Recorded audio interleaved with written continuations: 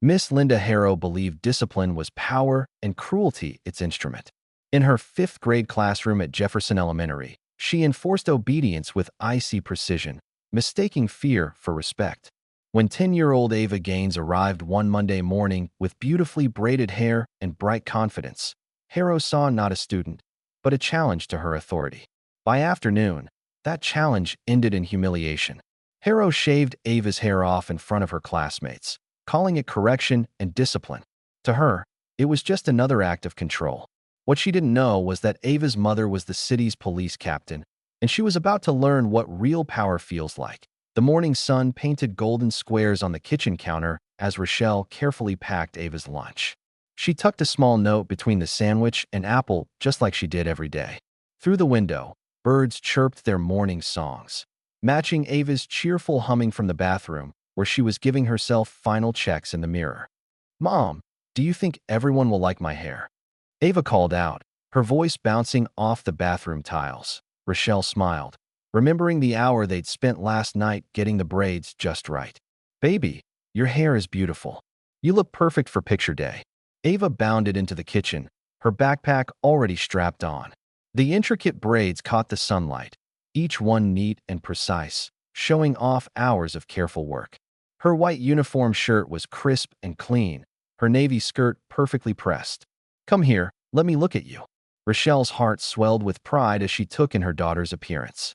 At 10 years old, Ava already carried herself with a quiet grace. Rochelle bent down and kissed Ava's forehead, breathing in the sweet coconut scent of her hair products. "You're going to have the best picture in the whole fifth grade." The drive to Jefferson Elementary was filled with Ava's excited chatter about the upcoming class projects and which background she might choose for her photos. As they pulled up to the school, other parents were dropping off their children. Rochelle noticed Ms. Harrow standing at the entrance, her thin lips pressed into what seemed to be a permanent frown as she monitored the arriving students. "Have a wonderful day, sweetheart," Rochelle said, giving Ava one last hug before watching her join the stream of children heading into the building. The morning at Jefferson Elementary started like any other. Ava sat straight in her chair, her notebook open and pencils ready as Ms. Harrow began taking attendance. The teacher's gaze lingered on Ava longer than necessary, her eyes narrowing slightly. During math lesson, Ava raised her hand to answer a question about fractions. Before she could speak, Ms. Harrow's sharp voice cut through the air. "Ava Gaines, please stand up." Confused, Ava rose slowly from her seat. 24 pairs of eyes turned to stare at her. "Your hair," Ms. Harrow said, her voice dripping with disapproval, "is in direct violation of our dress code." Ava's hand instinctively reached up to touch her braids. "But my mom, the dress code clearly states that hair must be neat and professional." Ms. Harrow's heels clicked against the linoleum as she approached Ava's desk. "This is neither." Tommy Jenkins snickered from 2 rows over. Sarah Wilson whispered something to Jessica Parker, and both girls giggled behind their hands. "My hair is neat," Ava said quietly, her voice trembling. "My mom did it special for picture day." Miss Harrow's lips curved into a cold smile. "Well, perhaps your mother isn't familiar with proper school standards. This kind of elaborate styling is simply not appropriate for an educational setting." Heat crept up Ava's neck as tears threatened to spill from her eyes. She'd been so proud of her braids, had felt so pretty when she left home this morning. "Sit down," Miss Harrow commanded, "and see me after class about proper dress code compliance." The rest of the morning crawled by in a blur of humiliation. During recess, Ava didn't join her friends on the playground. Instead, she lingered near the classroom door, trying to make herself invisible. That's when she heard Ms. Harrow's voice drifting from the teacher's lounge. "Honestly, these people should teach their kids how to look presentable," Ms. Harrow was saying. "I mean, really, what kind of police captain lets their child come to school looking like that?" Another teacher made a non-committal sound. "It's about standards," Ms. Harrow continued. "If we let them get away with this kind of thing, soon there won't be any standards at all." Ava's chest felt tight, like someone was squeezing all the air out of her lungs. She slipped away from the door and spent the rest of recess hiding in the girls' bathroom, trying not to cry. The next morning, Ava's steps dragged as she entered Jefferson Elementary. Her braids felt too tight, too noticeable. She kept her eyes down, counting the floor tiles as she walked to her desk. The classroom was already half full, quiet whispers stopping as she passed. Miss Harrow stood at the whiteboard, her back rigid. When she turned around, her eyes locked onto Ava with an icy stare that made the girl shrink in her seat. During math, Ava tried to make herself invisible. She didn't raise her hand, even though she knew all the answers. She copied problems from the board with robotic precision, her pencil scratching quietly against paper. Just before lunch, while they were working on reading comprehension, Ava felt one of her braids loosen slightly. She reached up to adjust it, trying to be discreet. The chalk in Ms. Harrow's hand snapped. "That's it." Ms. Harrow's voice cut through the classroom silence. She strode to the door, key ring jangling. The lock clicked shut with a sound that made Ava's stomach twist. "Class, sit quietly and continue reading." Ms. Harrow's shoes clicked across the floor to her desk. The drawer scraped open. "This has gone on long enough." Ava's heart pounded as Ms. Harrow pulled out electric clippers. The black cord dangled like a snake. "These are from the nurse's office," Miss Harrow announced, plugging them into the wall. "For hygiene emergencies." The clippers hummed to life with an angry buzz. "Miss Harrow, please." Ava's voice came out as a whisper. "This is for your own good." Miss Harrow's hand clamped down on Ava's shoulder, pinning her to the chair. "We can't have you disrupting class anymore with this distraction." The first pass of the clippers felt like ice against Ava's scalp. Her braids, the ones her mother had woven with such care and love, fell to the floor in lifeless coils. Tears blurred her vision as she watched them drop. "Stop!" Ava's scream echoed off the walls. "Please stop." But Ms. Harrow's hands kept moving, mechanical and merciless. The clippers buzzed louder, hungrier. Tears streamed down Ava's face, dripping onto her white uniform shirt. Tommy Jenkins let out a nervous laugh. Sarah Wilson covered her mouth with both hands. Marcus Johnson stared at his desk, his shoulders tight with tension. Through her tears, Ava caught a glimpse of movement at the classroom window. Mr. Hayes, the janitor, stood frozen in the hallway, his mop forgotten in his hands. Their eyes met for a brief moment, his wide with horror, hers pleading for help. But he remained rooted to the spot, watching helplessly as the clippers continued their cruel work. The buzzing seemed to go on forever. Ava felt the cold metal nick her scalp once, twice, 3 times. Warm trickles of blood ran down behind her ears. Her beautiful braids lay scattered on the floor like fallen soldiers. When Ms. Harrow finally stepped back, she brushed hair clippings from her hands like they were nothing more than chalk dust. "There, now you look appropriate for school." Ava's scalp stung. She could feel air on places that had never been exposed before. Her head felt too light, too vulnerable. "You may go home for the day," Ms. Harrow said, her voice crisp and professional as if she hadn't just assaulted a child. "Come back tomorrow, ready to learn without any distractions." Ava's legs shook as she stood. The room spun slightly. She grabbed her backpack with numb fingers, barely feeling its weight. The walk to the door felt endless. Every step echoed in the silent classroom. No one looked at her directly. Their eyes darted away whenever she passed, like she was something shameful. The hallway stretched before her like a tunnel. Mr. Hayes was gone, only his abandoned mop remaining as evidence that anyone had witnessed her humiliation. The empty corridor amplified every sound, her shuffling feet, her quiet sniffles, the brush of her backpack against the wall. Outside, the playground was empty except for a few kids at recess. They stopped their game when they saw her, pointing and whispering. The afternoon sun beat down mercilessly, burning her exposed scalp. The front door crashed open, slamming against the wall. Rochelle looked up from her paperwork spread across the kitchen table, startled by the sound. Her coffee mug slipped from her fingers as she saw Ava standing in the doorway, her body shaking with violent sobs. The ceramic shattered on the floor, dark liquid spreading like a stain. But Rochelle didn't even notice. Her eyes were fixed on her daughter's head, her beautiful braids gone, replaced by uneven patches of hair and angry red marks where the clippers had cut into her scalp. "Baby," Rochelle's voice cracked. She crossed the room in 3 quick strides, dropping to her knees in front of Ava. "What happened? Who did this to you?" Ava couldn't speak through her sobs. Her whole body trembled as she fell into her mother's arms, fingers clutching desperately at Rochelle's police uniform. "Miss Harrow," Ava finally choked out. She said my hair was wrong." She locked the door and Something dark and dangerous unfurled in Rochelle's chest. Her arms tightened around Ava, feeling every shudder that ran through her daughter's small frame. The police captain's training, years of maintaining calm in crisis, melted away beneath a wave of pure maternal fury. "Stay here," Rochelle said, her voice low and steady despite the rage building inside her. She guided Ava to the couch, wrapping her in the soft throw blanket they kept there. "Mama's going to fix this." The drive to Jefferson Elementary took 7 minutes. Rochelle counted each one, her hands clenched white-knuckled on the steering wheel. Her badge caught the afternoon sun as she strode through the front doors, uniform crisp and authoritative. The click of her boots against the linoleum echoed like gunshots. She didn't stop at the front office, didn't sign in, didn't wait for permission. The door flew open under her hand. 25 pairs of eyes snapped to attention as she entered, including Linda Harrow's, which widened briefly before narrowing in recognition. "Ms. Harrow." Rochelle's voice was arctic. "We need to discuss what you did to my daughter."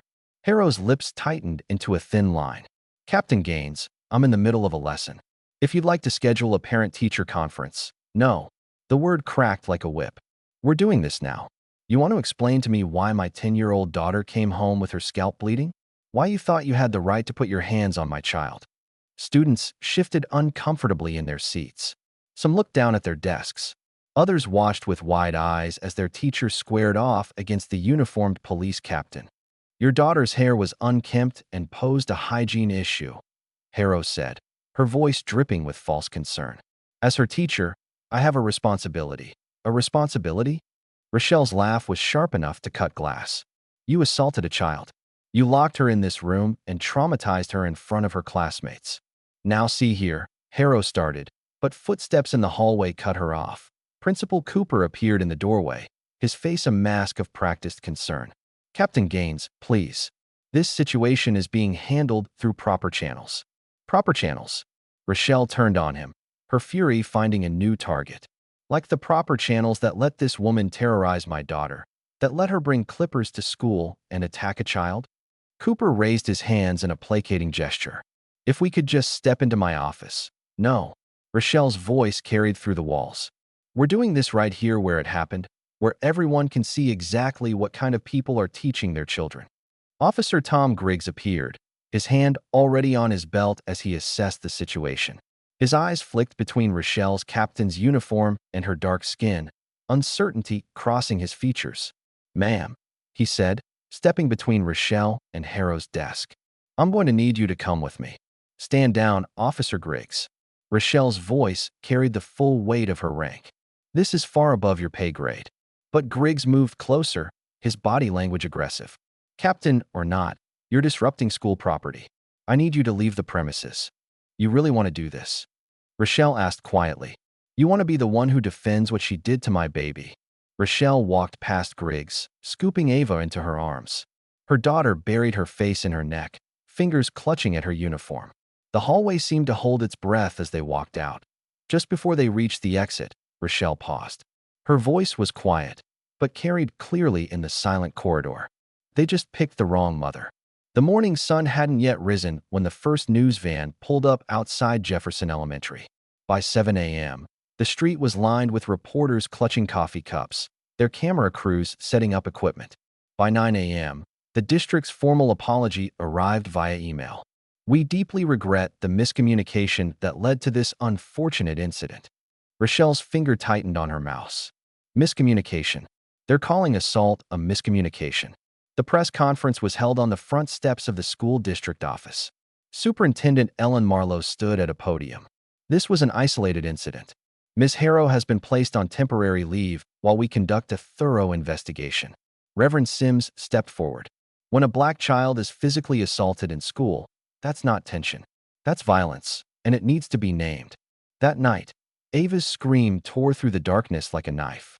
Rochelle burst into her room to find her daughter thrashing against her sheets, hands clapped over her ears. "Make it stop," Ava cried. The buzzing. "Make it stop." Rochelle gathered her into her arms, rocking gently. "It's okay, baby. It's just a dream. You're safe. Mama's got you." At 11:42 p.m., Rochelle's phone buzzed. Unknown number. "Captain Gaines. They think they destroyed it." But I saw everything. There's footage. Check the janitor's office tomorrow. Behind the supply shelf. Dawn painted Jefferson Elementary in shades of gray. Darnell Hayes emerged from behind the dumpsters. I saw everything. Ms. Harrow had your daughter cornered. She was smiling while she did it. The security cameras caught everything. But yesterday, IT guys showed up and wiped it. One of them mentioned the chief deputy's office. Chief Deputy Lawrence Miles.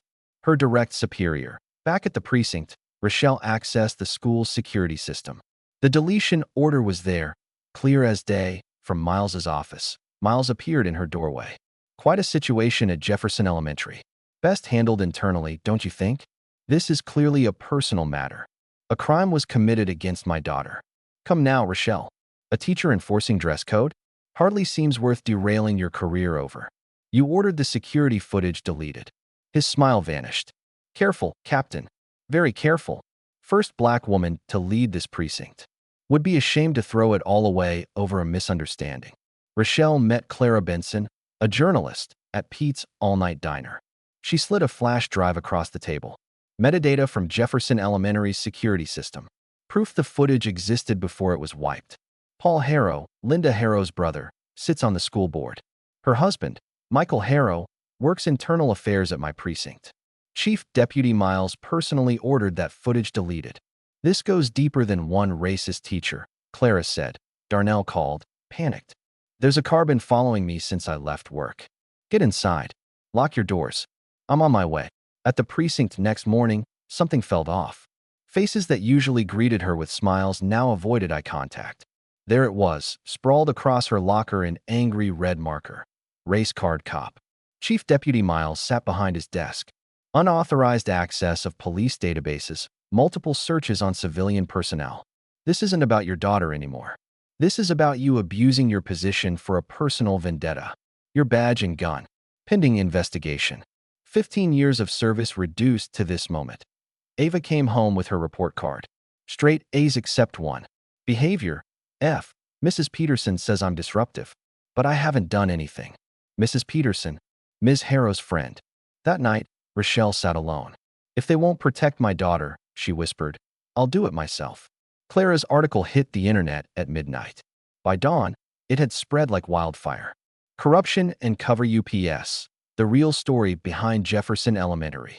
Financial records showing Paul Harrow's company receiving inflated contracts for diversity training that never happened. Internal affairs cases mysteriously disappearing.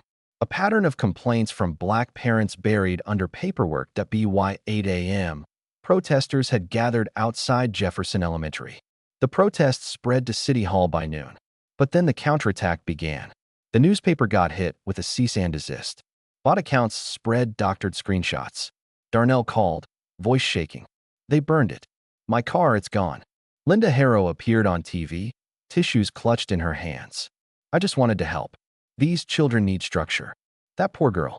I only wanted what was best for her. But Rochelle wasn't done. She arranged a meeting with Miles at the old conference center, wearing a wire. You don't understand how things work, Miles said. These programs need funding. Bad publicity means budget cuts. So you covered up racism for money. Some kids need discipline. The funds we secured helped hundreds of students. Those incidents were children, Miles. We gave you everything. Position, power, respect. How many others? How many children did you silence? Dozens. Maybe hundreds. All neatly filed away. 5,000 per incident, standard rate. 10,000 for the really bad ones. Yours would have been 20. His eyes flicked to her jacket. You're wearing a wire. He lunged. Darnell Hayes burst in, swinging his mop. Run! They escaped as police sirens wailed. Rochelle had the recording. City Hall's grand chamber buzzed with tension. Every seat was filled. Linda Harrow sat near the front, her lawyer beside her. Miles lounged with calculated casualness. The double doors burst open. Rochelle strode in, Darnell right behind her. Her jacket was torn, a bruise darkening on her cheek. I have something everyone needs to hear. She pressed play. Miles's voice filled the chamber. 5,000 per incident, standard rate. 10,000 for the really bad ones. Financial records appeared on the massive screen. Years of systematic cover-ups laid bare. Then security camera footage appeared. The classroom. Ava's tears. Every brutal second captured. My daughter was not the first. But I promise you, she will be the last. Miles charged toward the podium, but officers intercepted him. The crowd surged to their feet, chanting, "Justice for Ava." State police entered, carrying warrants. Harrow was arrested. Miles thrashed as handcuffs clicked. "This isn't over. I know exactly what I've done," Rochelle said. "I've shown my daughter that truth matters, that justice is possible, that her voice counts." The chanting became a roar. Justice for Ava. It wasn't just for Ava anymore. It was for every child who'd ever been told to be smaller, quieter, less themselves. Clara's follow-up article exposed how the corruption went back 15 years. The FBI raided Miles's office. The school board dissolved in 27 minutes. Mayor Briggs resigned. They were naming the oversight committee after Ava. Commissioner Wallace visited Rochelle. "Your reinstatement papers are being processed. Full rank and privileges restored with back pay." The new interim superintendent announced, Jefferson Elementary will be renamed the Dr. Dorothy Jenkins Academy. 3 days later, Rochelle stood in the freshly painted hallway. Ava walked in, hair growing back in a proud little afro, head high, shoulders back. The students erupted in applause. The whole assembly rose to their feet. "Today marks a new chapter," the new principal said, "in how we treat each other, how we celebrate our differences, how we stand up for what's right." The town square gathered hundreds beneath the ancient oak tree. Reverend Sims spoke of courage. Mayor Pro Tem Richardson announced the Ava Gaines Act with mandatory cultural sensitivity training and an independent review board. Rochelle took the podium. Change doesn't come from institutions. It comes from people. From a janitor brave enough to save evidence. From a reporter who wouldn't back down. From a community that refused to accept pretty words instead of real action. Ava broke free and ran to the stage. Rochelle opened her arms, and Ava flew into them. The crowd erupted. Shadow and light played across faces that weeks ago had been divided, but now showed hope and determination. A month later, winter sunlight streamed through Ava's bedroom window as Rochelle worked coconut oil through her daughter's growing curls. "You sure you're ready, baby?" "I'm ready, Mom. They need to hear this." At the Black History Month ceremony, Principal Washington introduced her. "Please welcome Ava Gaines." Ava walked to the podium in her yellow dress. "My speech is called They Tried to Take My Hair." But this isn't just about hair. It's about who gets to decide what's beautiful, who gets to tell us who we are. She spoke about that day, then her voice grew stronger. "They thought they could break me by taking my hair. They thought they could make me smaller, make me hide. But they were wrong. My hair grew back stronger. And so did I. My mom taught me that sometimes you have to fight back by being exactly who you are, as loud as you can be." She touched one of her curls. "This is my crown now. Nobody can take it away because it's not just hair. It's my history, my culture, my pride. And I'm not hiding anymore." The applause erupted into a standing ovation that shook the auditorium. Rochelle watched her daughter standing tall on that stage, bathed in spotlight, her natural hair forming a perfect halo around her face. "They tried to take her hair," Rochelle whispered to herself. "But they only sharpened her crown."